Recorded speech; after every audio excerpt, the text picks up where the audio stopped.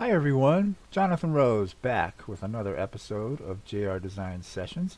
And this week we're going to go over two tools. We're going to cover the Content Aware tool as well as the Healing Brush tool to help you sort of get rid of some of those unwanted objects in Photoshop that can at times be distracting to your photos. And then a little later, I'm going to show you how you can use those same tools to actually add more surface area to your photo to be able to add like type and other effects and things like that. It's going to be fun. Stick around.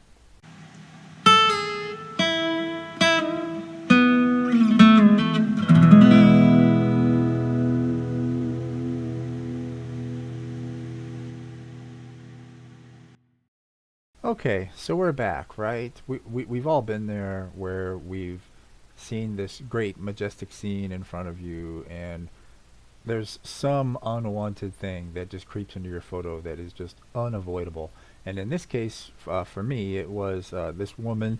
She was posing for her husband to be able to get her, obviously in front of this beautiful scene, and they took a long time to make that happen. And I just said to heck with it and pressed on and took the photo because I knew I could take her out later using Content Aware. So and that's what we're going to do first. And what I'm going to do is I'm actually going to open up my layers palette here, and as you can see it's still on the locked background. All I'm going to do is I'm just going to make a duplicate of this layer, and just so I can show you a before and after, so to speak. So I'm just going to push Command or Control J on my keyboard, and I'm just going to tuck that panel away for just a moment, and I'm going to come in here where she's at. And you can actually see her as well as part of the cliff that she's actually sitting on there. And I want to get rid of her and those elements there. So all I'm going to do is I'm just going to go over here to my toolbar and I'm going to grab the lasso tool. And I'm just going to make a real quick selection around her. I'm not trying to be real careful or very precise with this selection. Just making a nice general selection around her. And I'll let it close. And I'll hold shift, and as you see my cursor actually has a plus sign on it now, and that means it's going to add to what I've already selected. So I'm just going to add that one as well as this one. Let that close, and then all I'm going to do is I'm going to go under Edit and choose Fill, and under this pull down menu I'm going to select Content Aware and just click OK, and bang, she disappears. The cliffside is gone. You can't even tell. My wife calls that the magic button. She absolutely loves it. So, and if any of you might have seen this when I had the photo out a little bit bigger, there's actually another spot here in the middle of the lake that was, perhaps a bug or maybe a water spot that was on my lens when I was taking the picture. And we're going to take care of that using the Healing Brush tool. It's right underneath the Spot Healing Brush tool in the tool panel here. And this guy works very similar to the regular brush tool in that you can select the diameter of the brush and the softness and the hardness, and underneath this pull down menu as well. And I found for photos in general, when you're trying to fix things like this, staying between 60 and 70% is probably good on the hardness. It's not going to be a very sharp selection that you're going to be able to see. It's going to blend in pretty well with the area of this area we're trying to cover. So, and the general rule of thumb with the Healing Brush tool is making the diameter roughly the size of the blemish that you're trying to fix. And so, and then what you would do is actually push the Alt key and click. And what that's going to do is it's going to sample the area that's very near where this was. So if I drag my cursor into the dark area, you can actually see it sampled a piece of the lake right there on my cursor.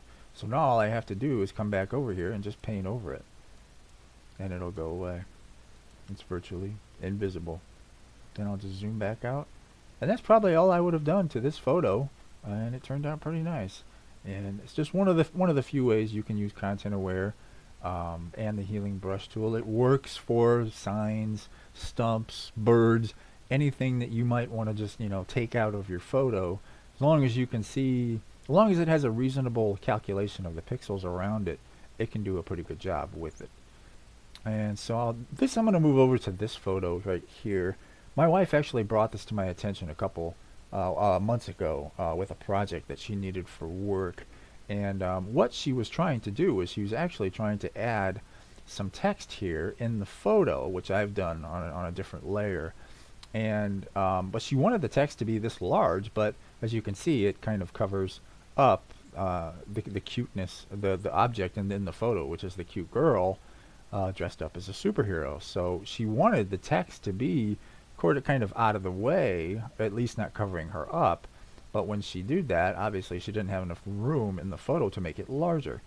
So what we're going to do is we're going to add onto this photo using Content Aware to be able to help with that. So what I'm going to do is I'm going to highlight the photo layer that she is on. I'm going to hold Control and I'm going to add a new blank layer.